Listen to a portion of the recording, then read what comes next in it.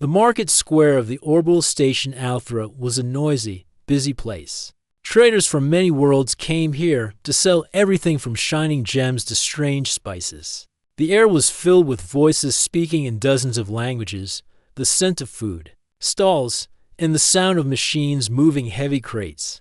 Tomas walked through the square with a small crate in his hands. He was a human cargo pilot, and today he had finished delivering goods from a farming colony. He was on his way to collect his payment from the trade office. He had no reason to stop, but something caught his attention. In the shadow of a large merchant stall, near a stack of metal containers, sat a young alien girl. She was small and thin, her skin pale silver, her hair long and dark. Around her ankles and wrists were chains connected to the stall's frame. The chains looked strong and heavy, with strange glowing locks. The girl's eyes were the thing that made Tomas pause. They were bright and full of light, like small stars. She did not speak. She did not even raise her head fully, but she looked at people who passed by, her gaze sharp and alert. When someone came too close, she shifted slightly, letting the chains cover part of her face. As if hiding behind them, Tomas felt something inside him tighten. He had seen many traders keep alien animals or rare servants, but this was different. There was nothing in her that looked broken or defeated. Even sitting there in chains, there was a spark in her eyes. He moved on, but the image stayed with him. When he came back the same way an hour later, she was still there, sitting quietly. A tall merchant with deep blue skin stood behind the stall, talking to customers and showing them fine fabrics. The girl never moved, only turning her head when someone stopped to look. The next day, Tomas passed the market again. He saw her in the same place. He slowed his steps and set down the small bag of supplies he had just bought from his pocket. He took a round fruit from a farming moon, bright red and sweet-smelling. He placed it gently on the ground near her. Feet. She did not reach for it. She only glanced at the fruit and then at him. For a moment their eyes met. Tomas gave a small nod before walking away. The day after that, he tried again. This time he brought a small data crystal containing simple music from Earth. He set it near her as he passed. Again, she did not touch it while he was there. But when Tomas came back later, the crystal was gone. He began to make it a habit. Each day he brought something: scraps of cloth, bits of food, small mechanical parts. Some days the gift disappeared. Other days it remained where he left it. The merchant seemed not to notice or did not care. One afternoon, while Tomas was sitting at a food stall, a trader sat beside him. The man was short, with red eyes and a voice like gravel. "You look at the silver girl too much," the trader said. "Careful, she is not for you. Her owner is a dangerous man." Tomas frowned. "Owner? Yes." The trader said, "She is from a race called the Zalen. Very rare now. The trade guild uses them as symbols of wealth. They say the Zalen once had powerful minds, but they refused to serve in the guild fleets. So the guild broke them, took their worlds, sold their young." The trader leaned closer. "That one you see is called Mira. The man who owns her is Roll, a cloth merchant with many friends in the guild. He keeps her there as a display, a sign that he is rich enough to own what others cannot." Tomas felt a slow anger rising in him. "And no one stops this?" The trader gave a small laugh. "Stop the guild? Not here. Not on Althra. If you are smart, you will forget her." But Tomas could not forget. That evening, as he returned to his ship, he saw her again in the fading light of the market. She sat as always, chains wrapped around her hands, yet when he passed close, her eyes lifted to his. There was no fear there, only something like curiosity. He gave her a small smile. For the first time, her lips moved just a little, as if she wanted to speak but held back. Then she lowered her gaze.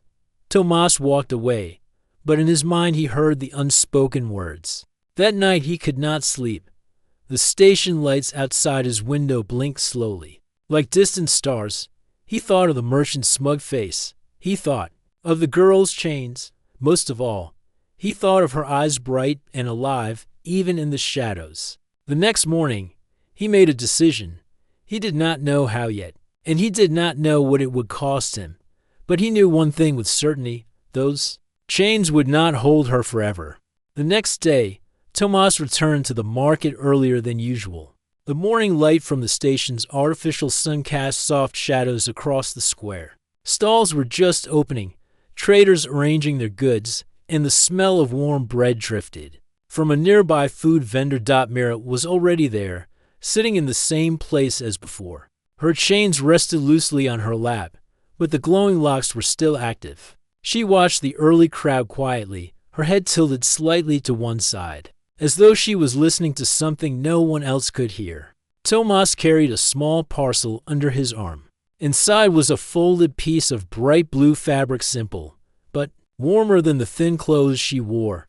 He walked slowly toward the stall, pretending to look at the merchant's display of fine silks. The merchant, Roll, was busy speaking to another trader, his hands moving quickly as he explained the quality of his goods. Tomas placed the folded fabric near Mira's feet without saying a word. For a moment, she looked at the fabric, then up at him. Her eyes met his again. No smile, no frown, just a calm, steady gaze. Then, as if deciding something, she lowered her head slightly in a small nod. Tomas walked away, trying not to draw attention. Later that day, when he passed by again, the fabric was gone. Mira sat as before, but her posture seemed slightly different, less tense, more upright. The small nod she had given earlier stayed in Tomas's mind like a secret message. Over the next week, their quiet exchange continued. Tomas brought her small things: a polished stone from a distant moon, a packet of dried fruit, a tiny mechanical bird that moved its wings when touched. Sometimes she accepted the gift, sometimes she left it untouched, but every time she looked at him, and slowly her eyes began to change. At first, they held only curiosity. Then, they began to show something warmer: recognition, maybe even trust. One afternoon, Tomas lingered at a tea stall nearby, keeping Mira in his sight. He noticed how she studied people. Her gaze followed those who passed, and every so often, she would focus on someone for several seconds, as if reading their thoughts. It was not the blank stare of someone broken. It was the sharp watchfulness of someone waiting for a chance. The tea seller, an older woman with dark hair tied back, saw where Tomas's eyes kept going. She leaned closer. "You watch her too much, pilot," she said quietly. "If Earl notices, he will think you want to buy her, and he will not sell. He will make trouble instead." "I don't want to buy her," Tomas said. I don't like seeing her there." The tea seller sighed. "Then be careful. I have seen good men disappear after crossing the wrong merchant." That night, Tomas sat in his ship's small cabin, thinking. He had learned more about Mira from whispers around the market. People said she was intelligent, quick to learn languages, and able to remember details after only seeing them once. Her people, the Zalen, were known for their strong minds. That was one reason the trade guild feared them. He could not stop thinking about the way she used her chains almost like a shield, hiding part of her face while keeping her eyes visible. She was not afraid to be seen. She was choosing what others could see. The next day, Tomas decided to test something. Instead of leaving a gift quietly, he knelt down in front of her stall. Rule was talking to a customer on the other side, so he was out of view. Tomas placed a small piece of paper on the ground, with a simple drawing: a starship flying away from a chain. He looked at Mira and tapped the picture lightly. For a long moment, she didn't move. Then her eyes narrowed slightly, as if she understood. She glanced at Roll to be sure he was still distracted, then let the chain slip a little from her hand so it no longer covered her face. She looked directly at Tomas and gave another slow nod. Tomas picked up the paper again and left, his heart beating faster. She had understood the picture. From then on, their silent exchanges carried more meaning. One day he left a strip of cloth with a stitched star. Another day, he left a small compass from his travels. Each time, she would respond not with words, but with her eyes, a tilt of her head, a shift in her posture. It was as if they were building a language no one else could hear. One afternoon, while Tomas was watching from a nearby stall, Roll suddenly turned toward Mira and said something sharp in a language Tomas didn't know. Mira froze, her eyes going still. Tomas noticed the way her fingers tightened around the chain. Then Mira went back to speaking with a customer. Tomas knew what that moment Mentrel was watching her more closely now. He was suspicious. That evening, Tomas sat in his cabin again, the ship's lights dim around him. He realized he was crossing a line. He was not just a passerby anymore. He was part of her story now, and if he stayed, he would have to make a choice: walk away or act. He thought of her eyes when she nodded at the drawing of the starship. He thought of the way she straightened her back after wearing the blue cloth. Tomas knew he could not walk away. The market lights were fading when he made his decision. The next time he saw Mira, he would not just bring her something small. He would start planning how to remove the chains entirely, for the first time in days. When he closed his eyes, he saw not the chains, but the moment they would fall away.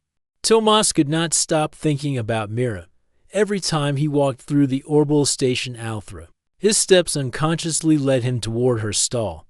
The market was full of noises, colors, and smells, but for him, only her presence mattered. Her silver skin, her sparkling eyes, and the way she held herself despite the chains drew him in like nothing else ever had. He knew he could not act without understanding the situation completely. Mira's chains were not ordinary. They glowed faintly with energy, and the locks had strange patterns etched into them. He had seen other aliens in chains before, but these were different.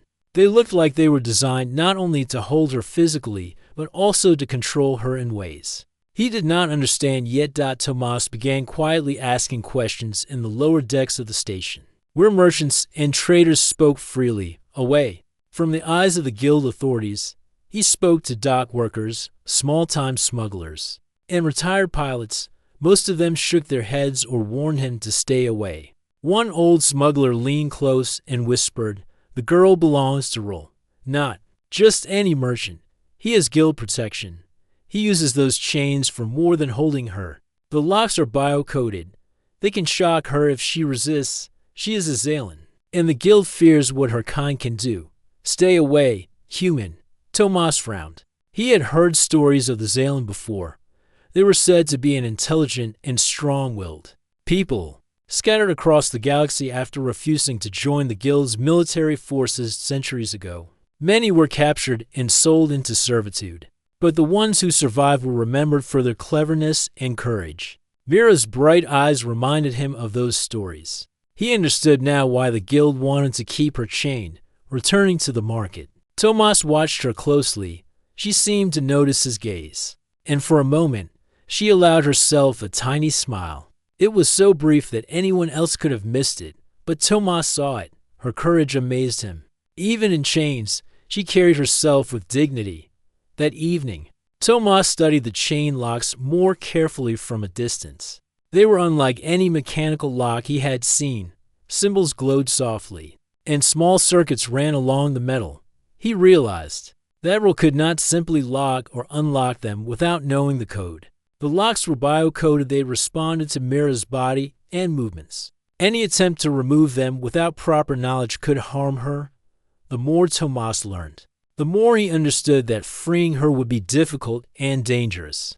He could not rely on force alone. He needed knowledge, tools, and a plan. Over the next few days, Tomas gathered information discreetly. He visited old mechanics and technicians who had worked for the guild in the past. They spoke in cautious tones, warning him about Ra's connections. One retired engineer told him, "Those locks are made to control the mind as much as the body. They are not simple chains. The girl is strong, but the system can weaken her if used wrong. You must be careful. Human, you could make things worse if you act too quickly." Tomas nodded. Though he felt a spark of determination, he was not going to let fear stop him. He had to find a way. Meanwhile, Mira began to observe him more closely. She seemed to understand that he was different from other humans. When he left gifts or small drawings near her, she responded with subtle movements, a tilt of her head, a glance, or a faint shift in posture. Tomas noticed these small signals and felt hope. He realized that a connection was forming between them, built on trust, small gestures, and silent understanding. One day, he brought a small mechanical bird to the market. It was simple, but it could flap its wings and chirp when activated.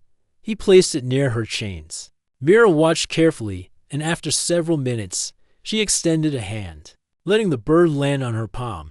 It was the first time she had touched one of his gifts openly. Her eyes shone brightly, and Tomas felt a rush of hope. She trusted him enough to take a small risk at night. Tomas returned to his ship and reviewed everything he had learned. Mira's chains were a combination of technology and control, but they were not unbreakable.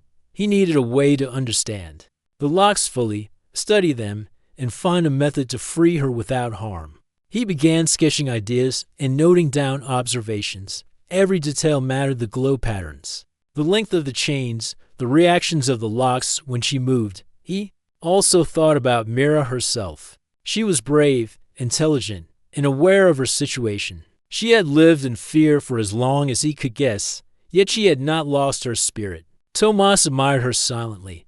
He realized that freeing her was not just about breaking chains, it was about giving her back the freedom she deserved. The market continued its usual rhythm. Traders shouted prices, children ran between stalls, and the lights of Alpha flickered softly above. Tomas moved carefully through the crowd, always keeping Mira in sight. He noticed how she watched other people, how she responded to small kindnesses, and how she seemed to measure their intentions. He understood that she was learning about trust again, slowly and carefully. One afternoon, as Tomas left a gift near her, he noticed Rul staring at him. The merchant's face was calm but sharp, his eyes full of suspicion. Tomas did not move quickly. Instead, he waited, watching the merchant's reaction. Rul muttered something under his breath and returned to his customers. Tomas realized that any wrong move now could put Mira in danger. He would have to be patient and cautious.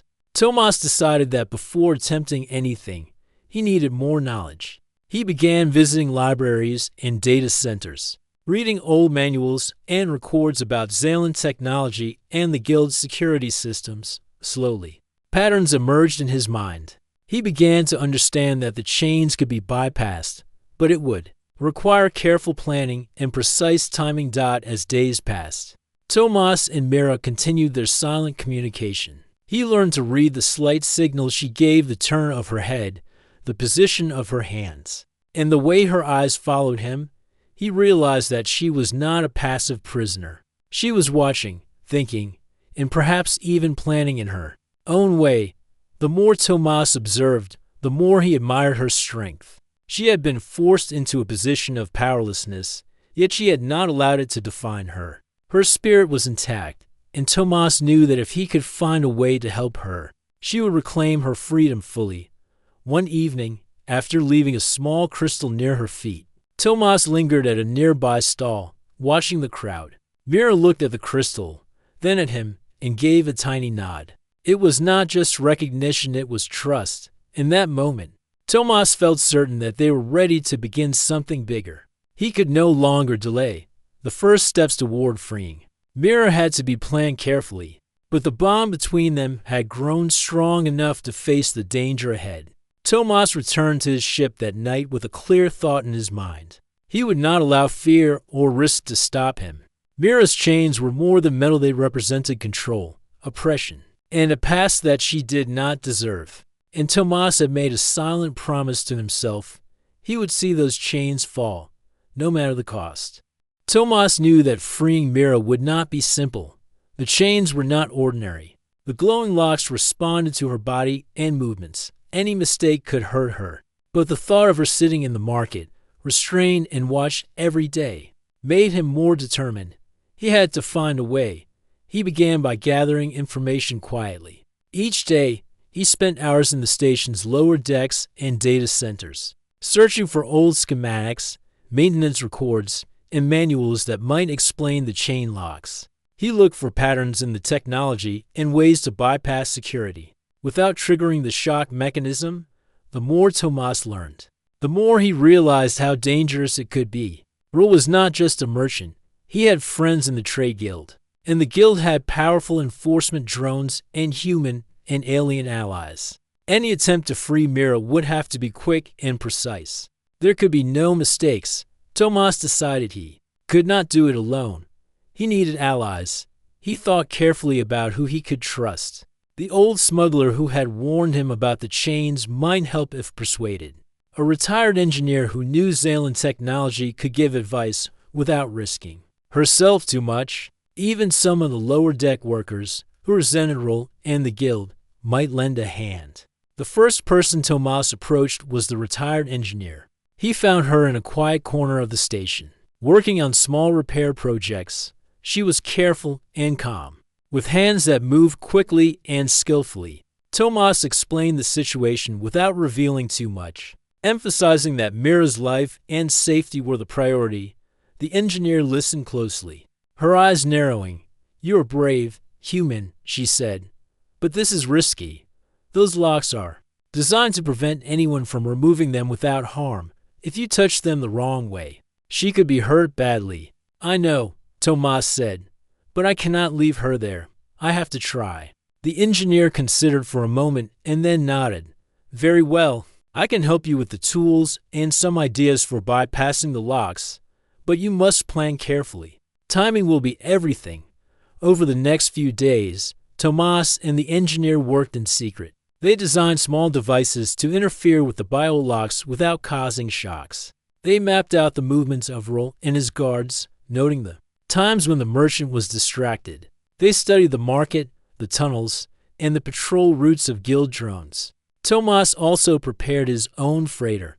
It was old but fast, and he made sure it could leave the station quickly. He planned several escape routes, thinking of every possible obstacle. He did not know what Mira could do, but he trusted her intelligence and courage. She would need to move quickly and follow directions. Meanwhile, Mira continued to watch Tomas from her stall. She did not speak, but her eyes were sharper than ever. She seemed to understand that something was changing. When Tomas left small gifts or drawings, she responded with subtle gestures, as if to say she was ready to trust him more. One evening, Tomas returned to the market with a small bag of tools. Disguised as simple merchandise, he knelt near Mira's chains and left them within reach, careful not to draw attention. He looked at her, trying to communicate silently that help was coming. Mira's eyes met his, and she gave a small, almost imperceptible nod. Tomas felt a surge of hope. The silent exchange they had built over days was about to become action. He knew she understood that he was preparing to free her, even if she did not know the details. He continued observing Rol and the market. The merchant was clever, watching everyone in every stall, but Tomas noticed patterns. Rol would leave his stall unattended for short periods to negotiate deals or inspect his stock. During those moments, the chains could be approached without immediate danger. Timing was crucial. The plan began to take shape in Tomas's mind. He would use the engineer's devices to disable the locks temporarily, allowing Mira to move freely. Then, they would escape through the service tunnels Tomas had explored. Reaching his freighter in Dock 9, he had considered backup routes in case of patrols or alarms. Every step had to be planned to the smallest detail. Tomas also thought about Mira herself. She had shown courage before, and he knew she would act quickly when the moment came. He could not control her actions, but he trusted her instincts. He had learned that she was observant and clever, capable of making choices that could help them both. The night before the plan was to be executed, Tomas could hardly sleep. He reviewed every detail repeatedly: the tools, the locks, the escape routes, and Mira's signals. He imagined the moment the chains would fall away and Mira would be free. In his mind, he saw her eyes bright with hope and relief. At sunrise, Tomas returned to the market one last time before taking action. He walked slowly through the stalls, carrying a small crate that contained the tools and devices needed to bypass the locks. Mira was sitting as usual, her posture calm but alert. She looked at him when he approached, and for the first time, Tomas felt a sense of complete trust between them. He placed the crate near her chains and gave a small nod. She tilted her head, acknowledging him. No words were needed. They both knew what was about to happen.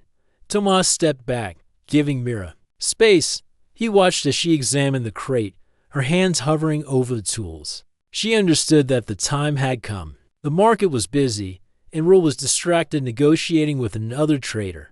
This was the moment they had been waiting for. Tomas's heart raced, but he felt ready. Every preparation, every observation, every silent exchange had led to this point. The plan was in place. The tools were ready. The escape route was mapped. All that remained was action. As he took his position nearby, watching for Raul's movements. Tomas knew that freedom was within reach. Mira's chains had held her for too long. Soon, she would be free, and no one would ever hold her again. The morning light in the market square of Althra was soft, but Tomas felt a storm of nerves inside him. Today, the plan would begin. Every preparation he had made, every observation, and every small exchange with Mira had led to this moment. The crate with the devices to bypass the biolocks rested in the shadows near her chains. Mira sat quietly, as always, her silver skin catching the soft light. Her eyes, like twin stars, watched Tomas when he moved into position. He gave her a small nod. She responded with a tilt of her head. No words were needed. She understood that freedom was very close. Roel, the merchant, was busy with a customer at the far side of the stall, his attention elsewhere. Tomas took a deep breath. He moved slowly, carefully, keeping to the shadows so that no one noticed his approach. Every step had been planned. Every second counted. Tomas reached the crate and lifted the small devices.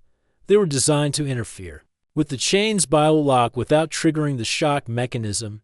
He worked quickly, opening the first device and placing it near the glowing lock on Mira's right wrist. The lock glimmered faintly, sensing the proximity of his tool. Tomas activated it for a moment. Nothing happened. Then, the glow in the lock dimmed slightly. Mira's fingers relaxed. She lifted her hand slowly, testing the chain. Her eyes met Tomas's, wide and bright. A small, almost imperceptible smile crossed her lips. Tomas moved to the second lock on her left wrist. He positioned the device carefully. Holding his breath, the chain vibrated slightly. And then the glow began to fade. Mira let her hand drop, feeling the weight of the chain lessen. The market noise seemed to fade for Tomas. This was the moment they had been waiting for. Mira's chains were weakening.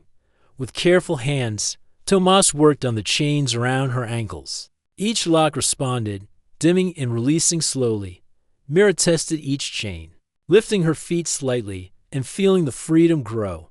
Then Tomas noticed movement. Roel was turning, his sharp eyes scanning the crowd. Tomas froze. He could not let him notice too soon. Mira's eyes met his. She understood instantly. She needed to move carefully, without drawing attention. Tomas gestured slightly, indicating the next step. Mira bent to lift the final chain from her ankle. It clicked lightly, and the glow in the lock disappeared completely. The chain fell to the ground with a soft metallic thud. Mira was free. For a heartbeat, she did not move. Her eyes were wide, shining with surprise and joy. Then, slowly, she stood, stretching her arms and legs for the first time in weeks. Tomas felt relief wash over him. Every preparation, every risk had led to this moment. Raul's eyes widened as he realized what was happening. He shouted in anger, but his voice was drowned out by the crowd. Tomas grabbed Mira's hand. "Come with me," he said softly. She nodded and followed him. Moving carefully through the busy market, they slipped between stalls, avoiding the merchant's view as Raul's voice grew louder. He shouted commands to his guards, but the crowd made it difficult for them to act quickly. Tomas led Mira toward a service tunnel he had scouted earlier. It was narrow, dark, and quiet. Mira followed silently, her eyes alert. Tomas felt her hand tighten slightly in his, a small sign of trust and gratitude. The tunnel was filled with the hum of the station's machinery. Tomas guided Mira past maintenance panels and along the narrow walkways. The sound of Raul's alarm grew distant. But Tomas knew it was only a matter of time before patrols were sent. Every second counted. At the end of the tunnel, Tomas reached a small maintenance hatch. He opened it carefully and gestured for Mira to climb first. She moved quickly, agilely, her long legs helping her navigate the narrow opening. Tomas followed. Making sure the hatch was closed behind them, they emerged into an abandoned storage bay, where crates and containers formed small walls of cover. Tomas glanced around. Noting the patrol routes and the positions of cameras, he activated a small device that jammed the nearby sensors temporarily. This would give them a short window to move without being detected. Mira looked at him, her eyes shining. "Thank you," she said quietly. It was the first time she had spoken in weeks. Her voice was soft, melodic, and filled with relief. Tomas felt a surge of happiness. "We are not safe yet," Tomas said. "We have to move to the freighter quickly." They ran through the storage bay, avoiding open spaces and moving from cover to cover. Tomas had memorized every step, every turn. Mira followed his lead, keeping close. They reached the next hatch, leading to a service elevator. Tomas activated it, and they descended slowly, the hum of the machinery filling the small space. At the bottom, they reached a narrow corridor that led directly to Dock 9. Tomas peeked around the corner and saw the freighter waiting, its engines quiet but ready. Mira's eyes lit up. Freedom was almost within reach. As they moved toward the dock, a patrol drone appeared at the far end of the corridor. Tomas held Mira behind a stack of crates, waiting for it to pass. The drone's sensors scanned the area, its mechanical eyes glowing. Tomas felt his heart race. One wrong move and the alarm would sound. The drone passed without noticing them. Tomas let out a quiet breath. Mira looked at him, her expression a mixture of excitement and caution. They were so close. Finally, they reached the freighter. Tomas opened the airlock and helped Mira inside. She stepped in carefully, glancing back at the corridor. Tomas followed, closing the airlock behind them.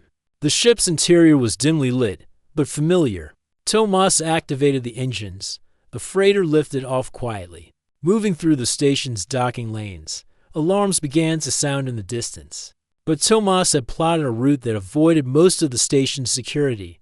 Mira stood beside him, looking out at the lights of Althor fading behind them. For the first time, she was truly free. No chains, no glowing locks, no merchant to control her. She could move, breathe, and think without fear. Tomas watched her, feeling a sense of pride and relief. "Where are we going?" Mira asked softly. "Somewhere safe," Tomas replied. "Somewhere no one can find us for a while. You deserve that." Mira nodded, her eyes shining with hope. Tomas knew the danger was not entirely over. The guild would search for her, and Ro would not forget. But for now, they had escaped. The first step toward freedom had been taken. Tomas glanced at Mira. Her chains were gone, but the courage and strength she had shown remained. She was not a victim. She was alive, aware, and ready to face whatever came next. The freighter moved into the quiet of space. Tomas and Mira stood side by side, looking at the stars. Freedom was ahead of them, waiting. And for the first time in weeks, Mira smiled fully, her sparkling eyes reflecting the light of distant suns. The freighter moved silently through the empty corridors of space, leaving the bright lights of Althor behind. Tomas had plotted a course that would take them through lesser-known lanes, avoiding patrol ships and surveillance satellites. For now, the immediate danger of the market and Ral's wrath had passed. But Tomas knew the guild would soon realize Mira was gone. Mira leaned against the wall of the cabin, her silver skin catching the soft glow of the control panels. She was free from her chains, but the experience had left a mark. Her eyes, though bright, held a quiet wariness. Tomas watched her carefully. He knew she had never been allowed to make her own decisions before, and now everything was suddenly in her hands. "We need to be careful," Tomas said. "The guild will look for us. They know what kind of pilot I am. They may try to follow." Mira nodded. "I understand," she said softly. "I have been watched for years. I know when someone is near. I can help." Tomas looked at her curiously. "You can?" She straightened, her eyes focusing. I can sense movement in the air, subtle changes. I notice patrols before they arrive at my stall. I can help detect dangers. Tomas felt a spark of hope. Mira's intelligence and abilities could make a difference in their escape. He had not expected her to be so capable, and now he realized she was not just a passenger, she could actively help them survive. As the freighter moved along the narrow lanes, Mira joined Tomas at the controls. She pointed out subtle fluctuations in energy readings and light patterns. "There is a small drone ahead," she said. "It has not detected us yet, but it will if we continue on this path." Tomas adjusted the course slightly. Following her guidance, the drone passed harmlessly. Unaware of the freighter hidden in the shadows of a large cargo ship, Mira's skills were precise, and Tomas realized that she had a natural talent for observation and strategy. Hours passed as they navigated through the quiet lanes. Tomas remained focused on the instruments while Mira scanned the surroundings. They moved in silence, each aware of the other's presence, yet not needing to speak constantly. Their trust had grown stronger in a short time, built on cooperation and shared determination. Suddenly, a blip appeared on the radar. Tomas's heart skipped a beat. A guild patrol ship had entered their sector, its engines glowing faintly. He knew it would take only minutes for the patrol to detect them if they stayed in open space. Mira stepped forward. "We can use the asteroid belt nearby. It will hide us, but we must move quickly. I can guide you." Tomas nodded. "Do it." The freighter shifted its course toward the belt. Large rocks and debris floated silently in the dark, creating shadows that could conceal their small ship. Mira's eyes scanned every angle, her hands moving lightly over the control panel, pointing out safe paths and obstacles. Tomas followed her instructions, weaving through the rocks with careful precision. The patrol ship followed, but Mira anticipated its movements. "It will try to cut us off here," she warned. Tomas adjusted speed and trajectory exactly as she suggested, and the patrol ship overshot its position, temporarily losing their signal. Tomas exhaled. Feeling a wave of relief, Mira turned to him, her eyes sparkling with quiet triumph. "We are not safe yet," she reminded him, "but we are closer." The freighter continued through the asteroid belt, avoiding patrols and detection systems. Mira's confidence grew with each maneuver, and Tomas felt reassured by her presence. She was not just helping him, she was guiding them, making split-second decisions that kept them safe. After several tense hours, they reached the edge of the belt. The patrol ship had given up pursuit for now, unable to predict their exact path. Tomas set the freighter on a steady course toward a distant, uninhabited system. Here, they would find a temporary refuge, a place where Mira could rest and recover fully. Mira moved to the observation window, watching the stars glide past. "I have not seen the stars so freely," she said quietly. "Not since before I was taken from my world." Tomas smiled. "You are free now. No one can hold you again." She turned to him, her eyes reflecting gratitude and hope. "Thank you," she said.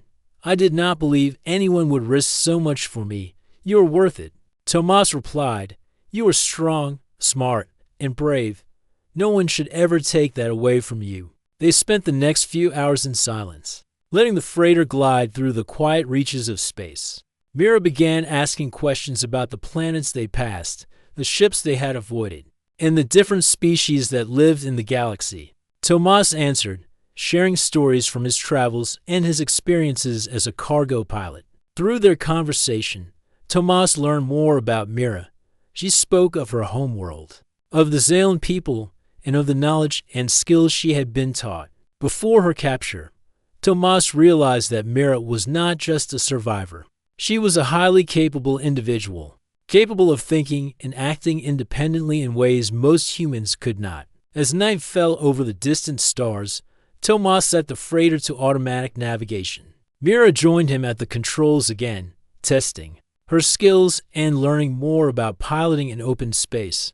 Tomas watched her closely, impressed by her ability to adapt quickly and accurately. Finally, they reached the system where Tomas had planned to hide. It was a quiet region, with only small asteroids and a few uninhabited moons.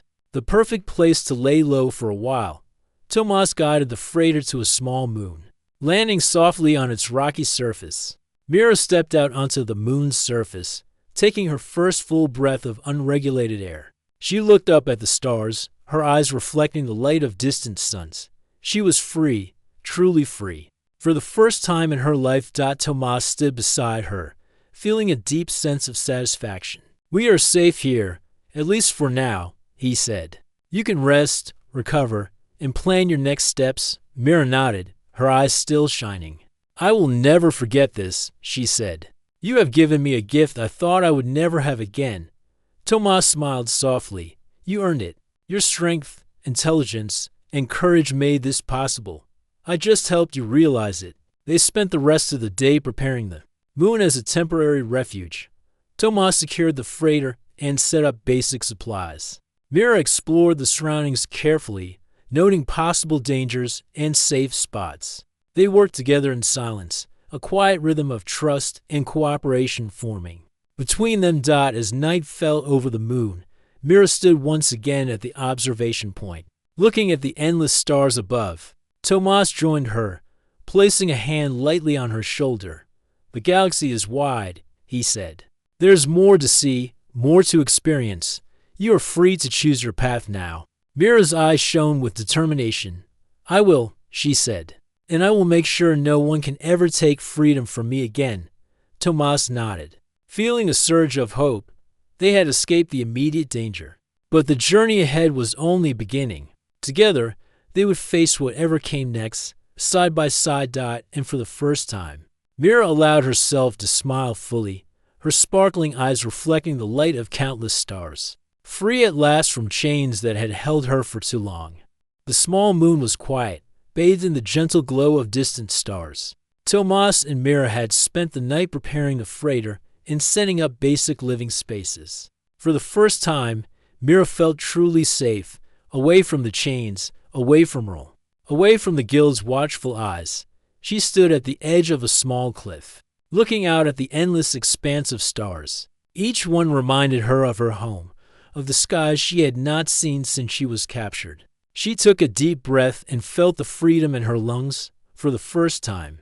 No one told her where to stand. No one held her back. No one told her what she could or could not do. Tomas joined her silently, placing a reassuring hand on her shoulder. "You are free now," he said softly. "No one can stop you.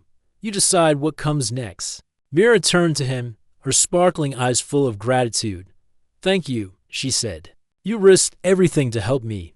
I will never forget that. You earned your freedom." Tomas replied, "I just helped it happen. You were brave enough to take the first step."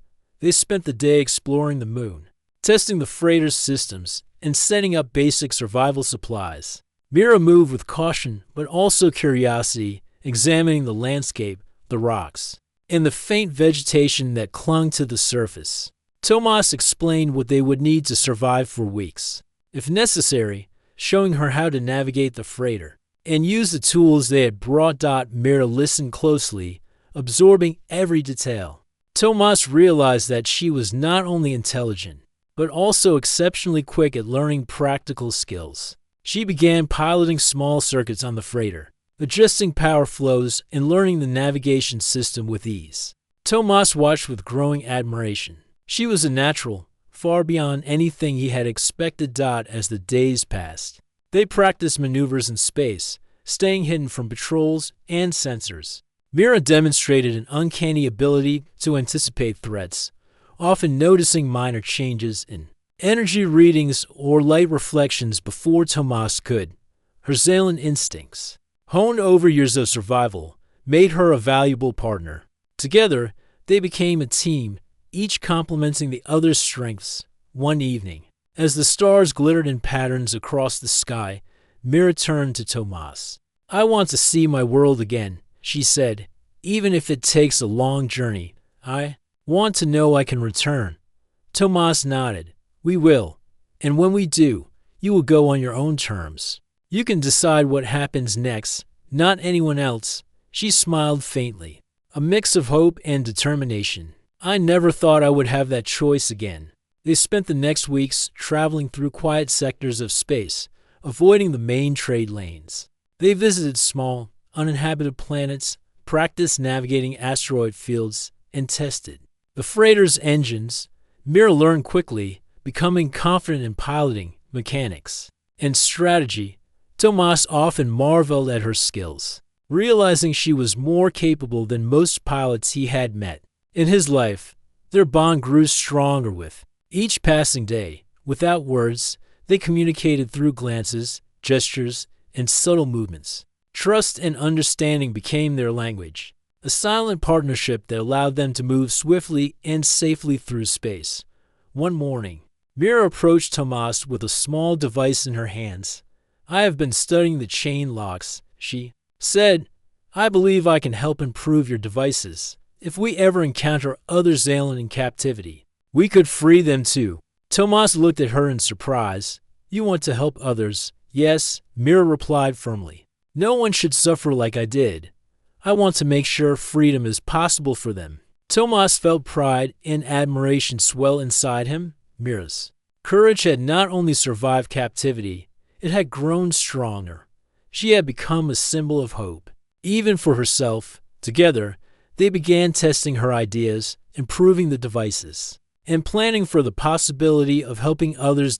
As they worked, the freighter became more than a ship, it became a home. They shared stories of distant worlds, exchanged dreams for the future, and celebrated each small success in their escape and survival. Mira's laughter, once hidden and rare, began to fill the cabin. Tomas realized that she was healing, slowly but surely, reclaiming her spirit and her joy. One quiet evening, as they drifted near a distant planet with soft blue oceans and green lands, Mira looked out the observation window. "I can feel it," she said. "A life beyond fear. I can finally choose who I am and where I belong." Tomas smiled. "And I will be with you if you want, but the choice is yours." Mira turned to him, her eyes bright. "I want that," she said. "I want to explore, to learn, to help, and to live freely." Together, the freighter moved silently past the planet, carrying them toward new adventures. Mira's chains were gone, her past no longer defining her. Her eyes sparkled with intelligence, courage, and hope. Tomas knew that whatever dangers or challenges awaited them, they could face them together. They spent the next months exploring the galaxy. Mira used her abilities to sense threats and avoid danger, while Tomas navigated and maintained the ship. Together, they discovered quiet planets, hidden trade stations, and pockets of space untouched by the Guild. Every new place was a chance to learn, to grow, and to enjoy freedom. Through their journey, Mira became more confident in herself and her abilities. She began helping other Xalen who were in hiding or trapped by the Guild. With Tomas's support and her improved devices, they were able to free several individuals who joined them in their travels. Mira's courage and intelligence inspired those she helped, and Tomas realized that their small crew was becoming a force for hope and justice. One day, as they rested on a quiet moon, Mira looked at Tomas. "I have found more than freedom," she said. "I have found purpose. I want to make sure no one else has to live in chains." Tomas nodded. "You have always had that strength. I just helped you see it again." Mira smiled, her eyes sparkling. "And now we move forward together." As the freighter lifted off the moon and glided into the endless stars, Tomas and Mira looked ahead. The galaxy stretched before them, full of unknown adventures, challenges, and possibilities. They were free, alive, and ready to shape their own destiny. For Mira, the chains of the past were gone forever. For Tomas, the risk and courage had been worth every moment. Together, they would face the universe, side by side, free at last. And in the silent glow of the stars, Mira's eyes shone brighter than ever, reflecting hope, courage, and the promise of a new beginning.